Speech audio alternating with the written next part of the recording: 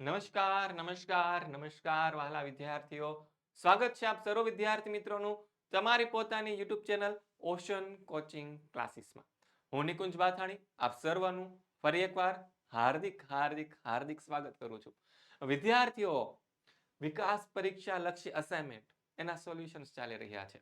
તો આ સોલ્યુશન્સના અંદર આપણે ધોરણ 10 સામાજિક વિજ્ઞાન વિષય પ્રથમ પરીક્ષાનો અસાઇનમેન્ટ છે, તેમાં વિભાગ ડી, જેની અંદર પ્રકરણ નંબર 8, 9 અને 10 તેના આપણે સોલ્યુશન્સ જોવાના છે.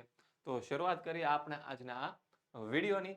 તેની પહેલા આજે વિકાસ પરીક્ષા લક્ષી અસાઇનમેન્ટ છે તમારું, તે તમારી પરીક્ષા માટે ખૂબ જ અગત્યનું છે, તે તમે ઓલરેડી જાણો છો.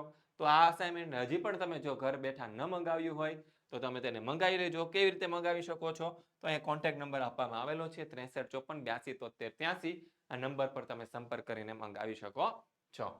તો વિદ્યાર્થી મિત્રો, શરૂઆત કરીએ આજના આપણા વિડીયોની પ્રકરણ નંબર 8 માંથી. કે પહેલો સવાલ છે, સંસાધન એટલે શું? સંસાધનોના ઉપયોગો જણાવો. તો જવાબ આવશે સંસાધન એટલે જે વસ્તુ પર માનવી આશ્રિત કે આધારિત હોય, જેનાથી માનવીની જરૂરિયાતો પૂરી થતી હોય અને માનવી પાસે ન તેનો ઉપભોગ કરવાની શારીરિક કે બૌદ્ધિક ક્ષમતા હોય, અર્થાત કોઈ પણ વસ્તુ છે તે માનવીની જરૂરિયાતો પૂરી કરવા માટે ઉપયોગમાં લેવાય ત્યારે છે તે સંસાધન બની જાય છે. હવે સંસાધનોના ઉપયોગો શું છે? તો સંસાધનો માનવીને અનેક રીતે ઉપયોગી છે. માનવ જીવનના દરેક તબક્કે સંસાધનો એક યા બીજી રીતે ઉપયોગી બને છે. કેવી રીતે? તો કે ખેત પ્રવૃત્તિથી ઔદ્યોગિક પ્રવૃત્તિ સુધીની તમામ પ્રવૃત્તિઓ પ્રત્યક્ષ કે પરોક્ષ રીતે કુદરતી સંસાધનો પર જ આધારિત છે. સંસાધનોના ઉપયોગો નીચે પ્રમાણે છે. પહેલું, સંસાધન. તો કે સંસાધન છે એક ખોરાક તરીકે. તો કે માનવીની ખોરાકની જરૂરિયાતો વિવિધ સંસાધનો દ્વારા પૂરી થાય છે. જેમ કે વનસ્પતિજન્ય ફળો, પછી કૃષિલક્ષી વિવિધ પાકો, પાલતુ પ્રાણીઓના દૂધ અને દૂધની બનાવટો, માંસ, જળાશયોમાંથી મળતા માછલા અને અન્ય જળચર પ્રાણીઓ, મધમાખીઓએ બનાવેલું મધ વગેરે પદાર્થોનો માનવી ખોરાક તરીકે પણ ઉપયોગ કરે છે. પછી સંસાધન શું છે? કાચા માલના સ્ત્રોત તરીકે કઈ રીતે ઉપયોગમાં આવે? તો કે જંગલમાંથી મળતી આર્થિક દ્રષ્ટિએ ઉપયોગી વિવિધ પેદાશો, ખેતી દ્વારા પ્રાપ્ત થતા વિવિધ ખાદ્ય પાકો, પછી પાલતુ પ્રાણીઓ દ્વારા મળતા દૂધ, માંસ, ઊન અને ચામડા તેમજ ખનિજ અયસ્કો વગેરે ઉત્પાદનો અનેક ઉદ્યોગોમાં છે કાચા માલના સ્ત્રોત તરીકે ઉપયોગમાં લેવામાં આવે છે. પછી સંસાધન છે શક્તિ સંસાધન તરીકે.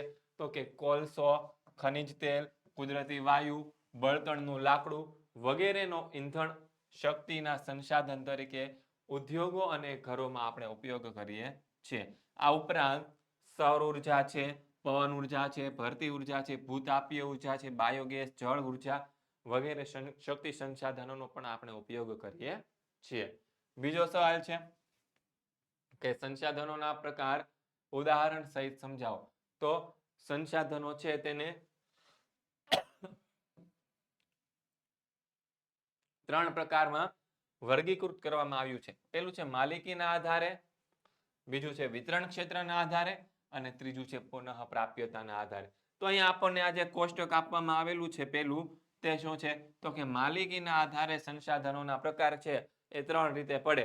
પહેલું છે વ્યક્તિગત સંસાધન, રાષ્ટ્રીય સંસાધન અને વૈશ્વિક સંસાધન. તો વ્યક્તિગત સંસાધન હોય તેમાં કોઈ એક વ્યક્તિની કે પરિવારની માલિકી હોય છે, ઉદાહરણ તરીકે જમીન અને મકાન.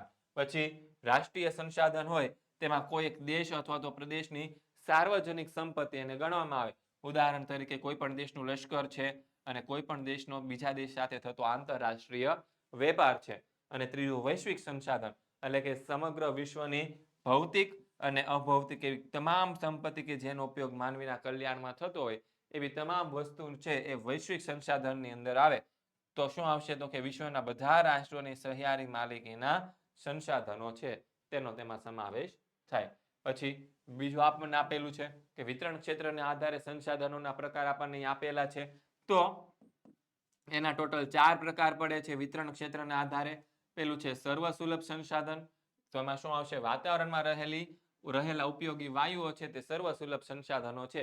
એટલે કે સામાન્ય રીતે આપણને બધી જગ્યાએ મળી રહેતા હોય, જેમ કે ઓક્સિજન અને નાઇટ્રોજન જેવા વાયુઓ. પછી બીજું છે સામાન્ય સુલભ, એટલે કે સામાન્ય રીતે આમ તેમ થોડુંક જઈએ ત્યાં સુધીમાં આપણને જે સંસાધનો મળી રહે તેને સામાન્ય સુલભ સંસાધન કહેવાય.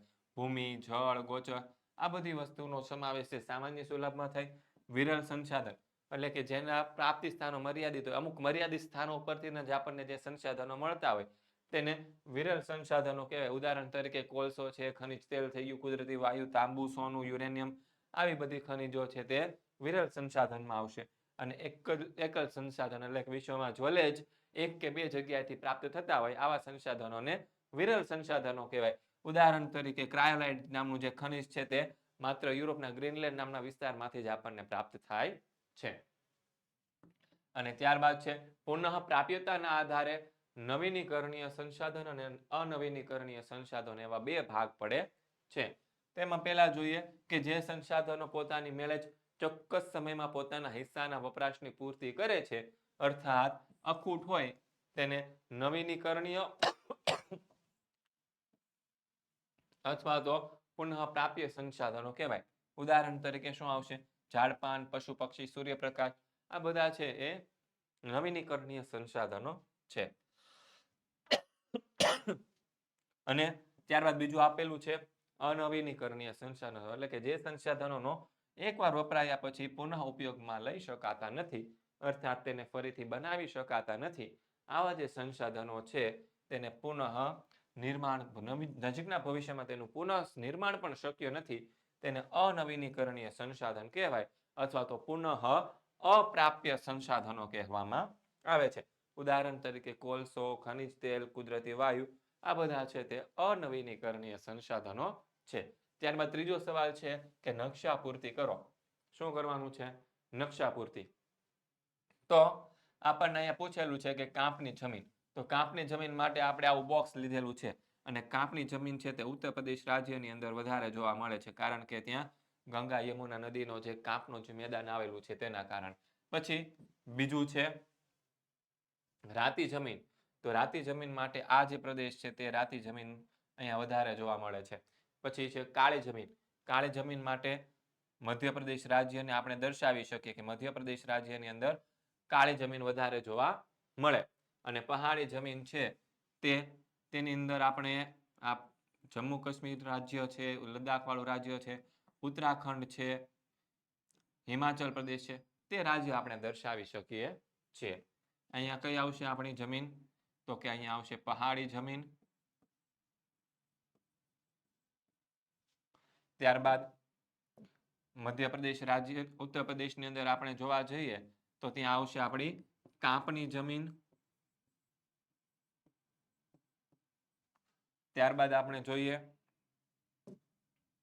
અહીંયા આવશે આપણી રાતી જમીન.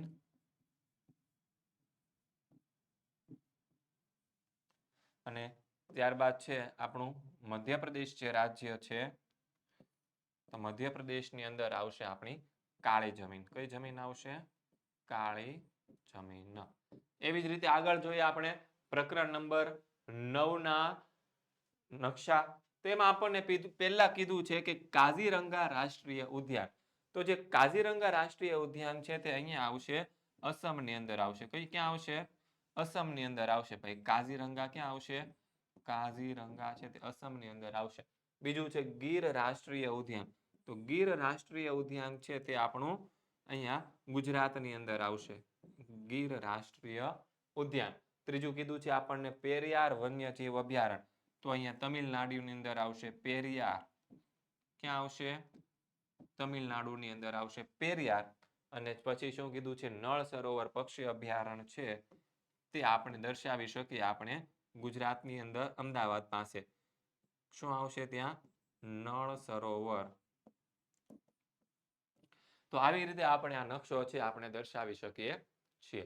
આગળ જોઈએ પ્રકરણ નંબર 10 માંથી પૂછાતા. તો કે પેલું કીધું છે આપણને કે ઘઉં પકવતો પ્રદેશ છે તે દર્શાવવાનો છે. તો ઘઉં છે સૌથી વધારે ક્યાં પાકે છે? તો કે પંજાબની અંદર. ઘઉંનો કોઠાર કહેવાય છે. તો પંજાબને આપણે દર્શાવી દઈએ. તો પંજાબ છે તે શું આવશે?